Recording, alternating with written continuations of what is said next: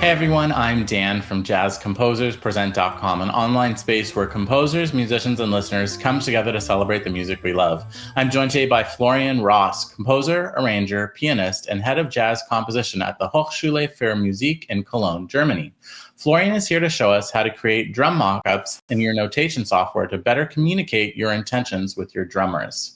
I've made the experience that having a demo of the piece you're taking into a rehearsal can make a huge difference, especially for a drummer. If the drummer get a chance to listen to the music before, there's much less explaining involved, and they just know how the whole drama of the piece works. So I want to show you how to do that within your notation program. I'm not exporting anything to a DAW. I'm not working with two programs. It's a really simple, straightforward method of doing it within your DAW. I'm going to show you the samples I use. They're free. And yeah, I'm going to use a piece I recorded with the WDR Bit Band on the last album. The piece is called Clickbait. So I'm going to show you what it sounds like when we don't have the drums. See, the drums are muted here. I mute the drums. And then we can listen to the piece without the drum track. So it starts off without drums anyway. There's a little rubato open organ intro.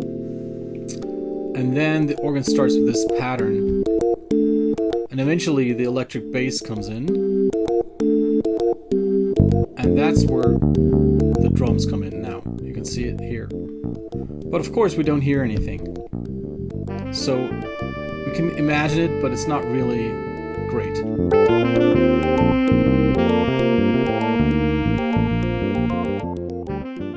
So this is probably what you would have sent out to your band. And now I want to show you how it changes dramatically when you have a good drum track along with it. Video 2, please.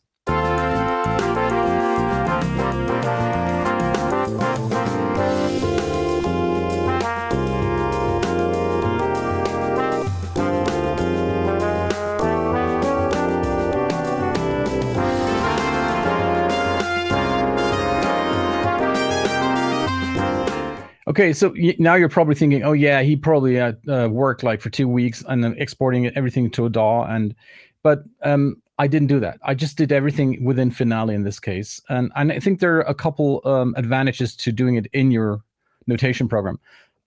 One is you don't hear the groove while you're writing if you have to export everything to the DAW. So while you're writing, you don't get reminded where you are groove-wise. That's a downside of using the DAW. And you might also not get a good rhythmic ideas because you're not kind of in the drummer's head, because you have to be in order to create something like that. You don't feel the drama of the piece, and you rely solely on imagination, which is fine, but you need to be kind of experienced with that.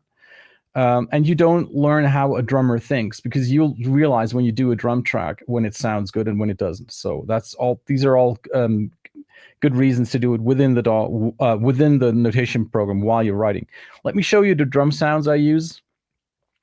They're a free download from a company called Orange Tree Samples, and you can find it online. You would have to Google the free jazz funk kit, otherwise you won't find that by Orange Tree Samples. You can just download the pack, and these are the drums I'm using.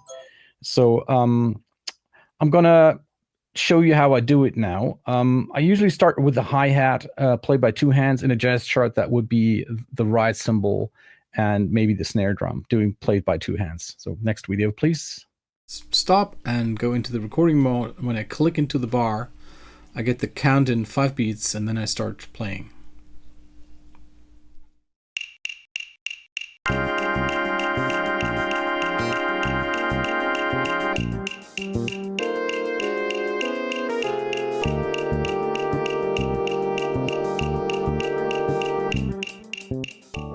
Okay, you can see that it was kind of shaky. I've just played it in. It wasn't quantized. We're going to do that in the next step. And just one little reminder, I did not do anything to the rest of the band. So the rest of the band is just playing what I wrote in. I wrote in the notes. It's not playing dynamics. It's not playing articulations, none of that. So it's the bare MIDI on and off that you're hearing, which is pretty robotic. But as soon as you have a good drum track, the whole thing comes to life. So the next thing would be the quantization. So that when I played, I wasn't really exact. So I'm going to quantize that hard to hard eighths. In Finale, this is done using the MIDI tool. But I'm sure in your software, there's a way to quantize whatever you've played in.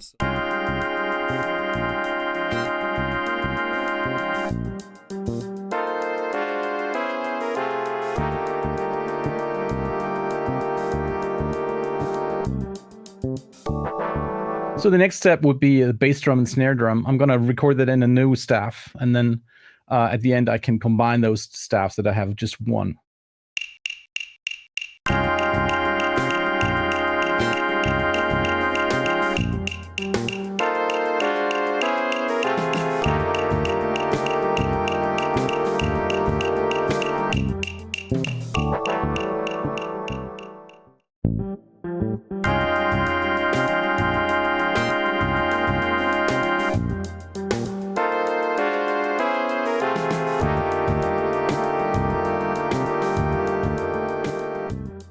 So these are only two staves recorded in two goes, and it already sounds like the music.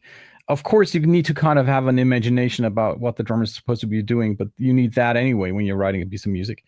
So the next thing I want to show you is to add little things that make it a little bit more human. Like there's an easy way in a groove like that, for example, to write in snare comping. You know, that's the little things that the drummer would do on the snare while the groove is running. I show you how to do that.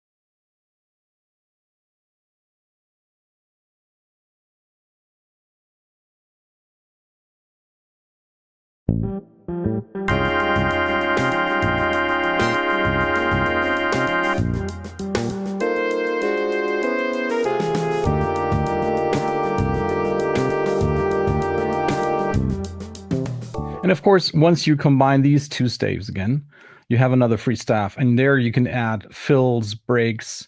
And actually, a fun fact is if you just have programmed one good fill for a certain situation, like a four and, then you can reuse that and just copy it where it is. Surprisingly, it sounds really good, and this shows you how easy it could be to play great drums too. So the next video with all the extras.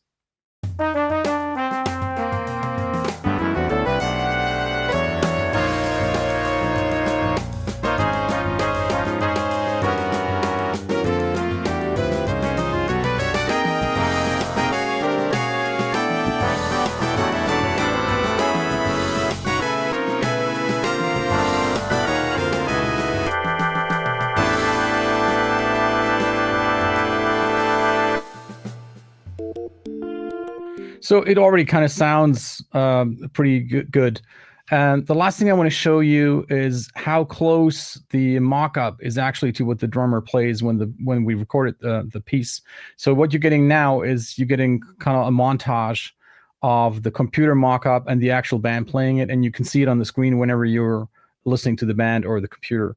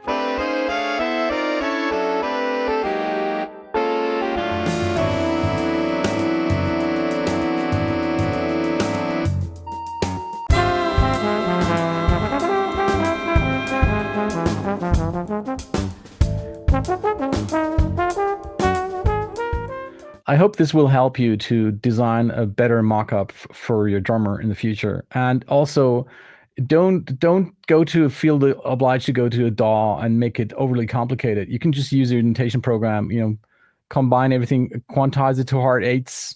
Doesn't matter. The only important thing, of course, is that you need an imagination about what the drummer should be doing, but you need that anyway, as I said. So it's also a good time to really think about what the drummer should do, and that's going to help your writing anyway. Thanks for watching today's mini lesson. Be sure to like, share, and subscribe. Drop any questions, comments, or suggestions for future videos down below. To watch our full-length events and participate in live Q&As with our presenting artists, head to jazzcomposerspresent.com. Thanks, and we'll see you next time.